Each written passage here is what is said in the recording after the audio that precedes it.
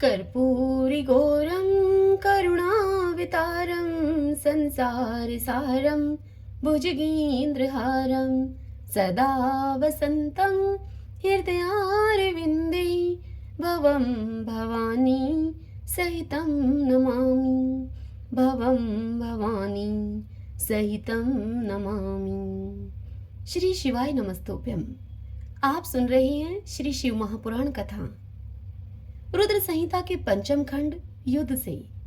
आज की कथा में हम सुनेंगे तारक पुत्र तारकाक्ष, विद्युन्माली और कमलाक्ष की तपस्या, ब्रह्मा जी के द्वारा उन्हें वर प्रदान करना, मैं के द्वारा उनके लिए 3 पुरों का निर्माण करना और उनकी सजावट शोभा का वर्णन। आज के दिवस हम इस कथा का रसपान कर रहे हैं। ब्रह्मा जी से शिव पुराण की कथा सुनते हुए नारद जी कहते हैं, नारद जी ने कहा कि हे पिताजी, जो गणेश और स्वामी कार्तिक की उत्तम कथाओं से ओतप्रोत तथा आनंद प्रदान करने वाला है, भगवान गणेश के उस उत्तम चरित्र को हमने सुन लिया है। अब आप कृपा करके उस परमोत्तम चरित्र का हमसे वर्णन कीजिए, जिसमें रुद्रदेव ने खेल ही खेल में दुष्टों का वध किया था। महान वीरशाली भगवान शंकर ने देवद्रोहियों के 3 नगरों को एक ही साथ एक ही बाण से किस कारण एवं कैसे भस्म कर डाला था। हे भगवान, जिनके बाल में बाल चंद्रमा सुशोभित है तथा जो सदा माया के साथ विहार करने वाले हैं, उन भगवान शंकर का चरित्र तो देव ऋषियों को आनंद प्रदान करने वाला है। आप वह सारा चरित्र विस्तार पूर्वक हमसे वर्णन कीजिए। तब ब्रह्मा जी बोले, हे ऋषि श्रेष्ठ नारद, पहले किसी समय व्यास ने सनत कुमार से ऐसा ही प्रश्न किया था। उस समय सनत कुमार ने जो कुछ उत्तर दिया था वही मैं तुमसे वर्णन करता हूँ। उस समय सनत कुमार ने कहा था, हे बुद्धिमान व्यास जी, विश्व का संहार करने वाले चंद्रमौली शिव ने जिस प्रकार एक ही बाण से त्रिपुर को भस्म किया था, वह चरित्र कहता हूं, तुम सुनो। हे मुनीश्वर, जब शिव कुमार स्कंद ने तारकासुर को मार डाला, तब उसके 3 पुत्रों को महान संताप हुआ। उनमें तारकाक्ष सबसे छोटा था, विद्युन्माली मझला था और उससे छोटे का नाम था कमलाक्ष। उन तीनों में समान ही बल था। वे जितेंद्रिय, सदा कार्य के लिए उद्यत रहने वाले, संयमी, सत्यवादी, दृढ़चित्त, महान वीर और देवों से द्रोह करने वाले थे। उन तीनों ने सभी उत्तमोत्तम एवं मनोहर भोगों का परित्याग करके मेरु पर्वत पर एक कंदरा में जाकर परम अद्भुत तपस्या आरंभ की। वहां उन्होंने हजारों वर्षों तक ब्रह्मा जी की प्रसन्नता के लिए अत्यंत ही उग्र तपस्या किया। तब सुर और असुरों के गुरु महायशस्वी ब्रह्मा जी उन्हें वर प्रदान करने के लिए वहां प्रकट हुए।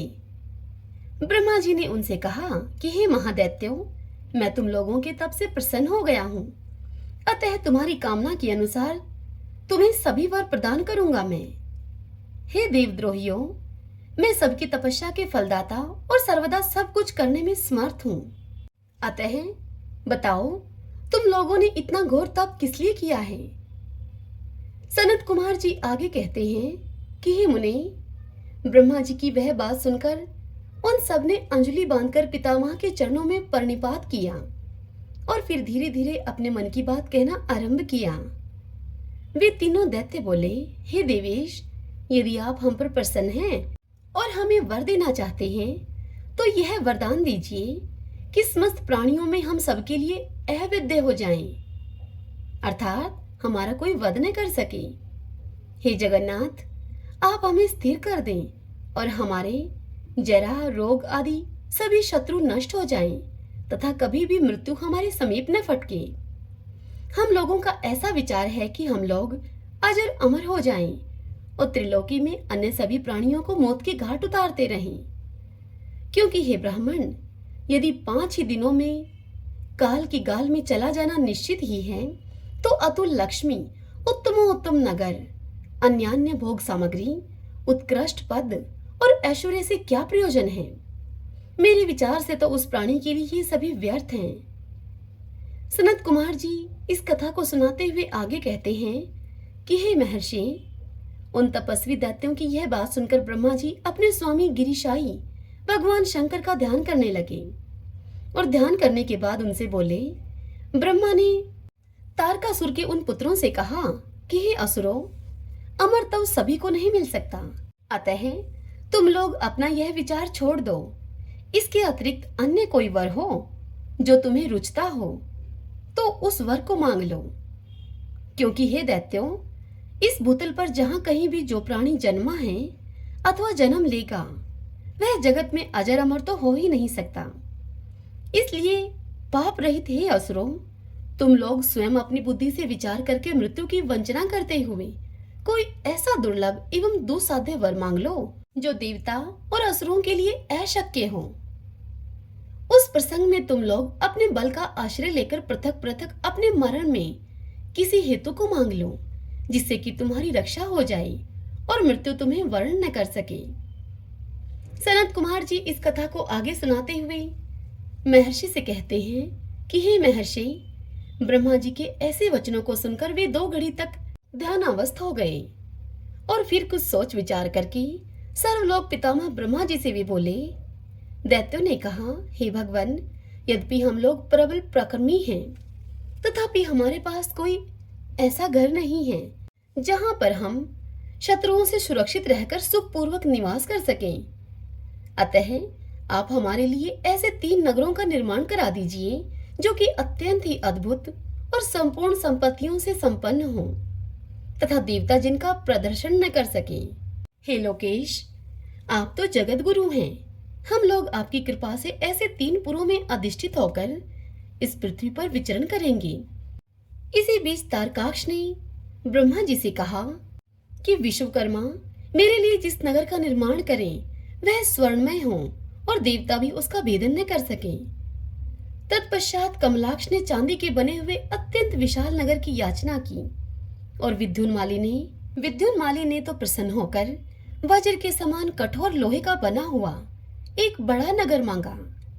हे ब्राह्मण, ये तीनों पूर्व मध्याह्न के समय अभिजीत मुहूर्त में चंद्रमा के पुष्य नक्षत्र पर स्थित होने पर एक स्थान पर मिला करें और आकाश में नीले बादलों पर स्थित होकर ये क्रमशः एक के ऊपर एक रहते हुए लोगों की दृष्टि से ओझल रहें। फिर पुष्कारवर्त नामक काल मेघों के वर्षा करते समय 1 सहस्त्र वर्ष के बाद ये तीनों नगर परस्पर मिले और एक ही भाव को प्राप्त हों, अन्यथा नहीं। उस समय कर्तिवाशा भगवान शंकर, जो कि वैर भाव से रहित हैं, सर्वदेवमय और सबके देव हैं, लीला पूर्वक संपूर्ण सामग्रियों से युक्त एक असंभव रथ पर बैठकर एक अनोखे बाण से हमारे पुरों का भेदन करें। किंतु भगवान शंकर सदा हम लोगों के वंदनीय, पूज्य और अभिवादन के पात्र हैं, इसलिए वे हम लोगों को कैसे भस्म करेंगे। मन में ऐसी धारणा करके हम ऐसे दुर्लभ वर को आपसे मांग रहे हैं। सनत कुमार जी आगे कहते हैं कि हे व्यास जी, उन दैत्यों का यह कथन सुनकर सृष्टिकर्ता लोक पितामह ब्रह्मा ने शिव जी का स्मरण करके उनसे कहा कि अच्छा, ऐसा ही होगा। फिर मैं को भी आज्ञा देते हुए उन्होंने कहा, हे मैं, तुम सोने, चांदी और लोहे के 3 नगर बना दो। यूं मैं को आदेश देकर ब्रह्मा जी उन तारक पुत्रों के देखते ही देखते अपने धाम स्वर्ग को चले गए। तदंतर धैर्यशाली मैं ने अपने तपोबल से नगरों का निर्माण करना आरंभ किया। उसने तारकाक्ष के लिए स्वर्णमय, कमलाक्ष के लिए रजतमय और विद्युन्माली के लिए लोहमय, इस प्रकार यूं 3 प्रकार के उत्तम दुर्ग तैयार किए। वे पुर कर्मशः स्वर्ग, अंतरिक्ष और भूतल पर निर्मित हुए थे।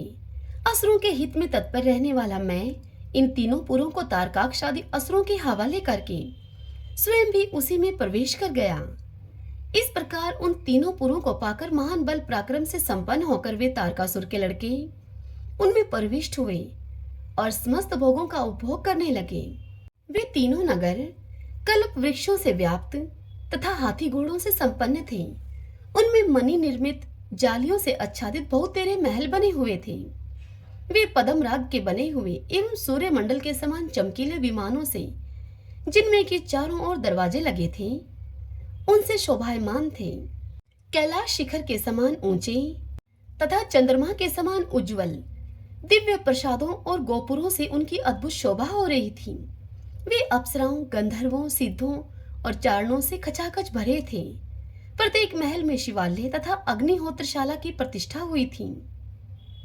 उनमें शिव भक्ति प्राण शास्त्रज्ञ ब्राह्मण सदा ही निवास करते थे। वे बावली, कूप, तालाब और बड़ी बड़ी तलैयों से तथा समूह के समूह स्वर्ग से चयूत हुए वृक्षों से युक्त उद्यानों और वनों में सुशोभित थे। बड़ी बड़ी नदियों, नदों और छोटी छोटी सरिताओं से जिनमें कमल खिले हुए थे, उनकी शोभा और बढ़ गई थी। उनमें संपूर्ण कामनाओं को पूर्ण करने वाले अनेकों फलों के भार से लदे हुए वृक्ष लगे थे, जिसके कारण वे नगर विशेष मनोहर लगते थे। वे झुंड के झुंड मदमस्त गजराजों से, सुंदर सुंदर घोड़ों से, नाना प्रकार के आकार प्रकार वाले रथों से एवं शिबिकाओं से अलंकृत थे।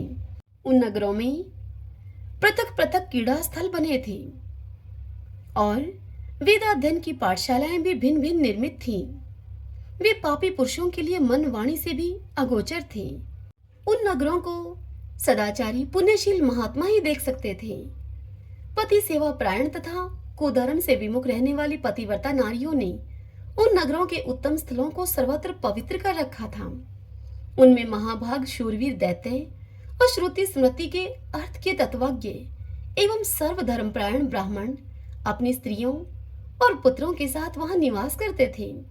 उनमें मैं के द्वारा सुरक्षित ऐसे सुदृढ़ पराक्रमी वीर भरे हुए थे, जिनके केश नील कमल के समान नीले और घुंघराले थे। वे सभी सुशिक्षित थे, जिससे कि उनमें सदा युद्ध की लालसा भरी रहती थी। वे बड़े बड़े समरों से प्रेम करने वाले थे। ब्रह्मा और शिव का पूजन करने से उनके पराक्रम विशुद्ध थे। वे सूर्य, मरुदगण और महेंद्र के समान बली थे और देवताओं के मथन करने वाले थे।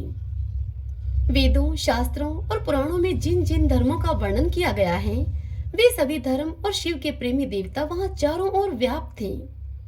उन नगरों में प्रवेश करके वे दैत्य सदा शिव भक्ति निरत होकर सारी त्रिलोकी को बाधित करके विशाल राज्य का उपभोग करने लगे। हे मुने, इस प्रकार वहां निवास करने वाले उन पुण्य आत्माओं के सुख एवं प्रीति पूर्वक उत्तम राज्य का पालन करते हुए बहुत लंबा काल व्यतीत हो गया। हरि ओम तत्सत। श्री शिवाय नमस्तुभ्यं। भगतजनों, आज की यह कथा यहीं पर पूर्ण हुई। कल के अध्याय की कथा में हम सुनेंगे तारक पुत्रों के प्रभाव से संतप्त हुए देवों की ब्रह्मा के पास जाकर करुण पुकार करना, ब्रह्मा का उन्हें शिव के पास भेजना, शिव की आज्ञा से देवों का विष्णु की शरण में जाना और फिर विष्णु का उन दैत्यों को मोहित करके उन्हें आचार भ्रष्ट करना। कल के दिवस हम इस पावन कथा का रसपान करेंगे। आज की यह कथा कैसी लगी? आशा करती हूँ आज की यह कथा आपको पसंद आई होगी। यदि ऐसा हो तो कमेंट बॉक्स में हर हर महादेव लिखना बिल्कुल मत भूलिए। श्री शिवाय नमस्तुभ्यं।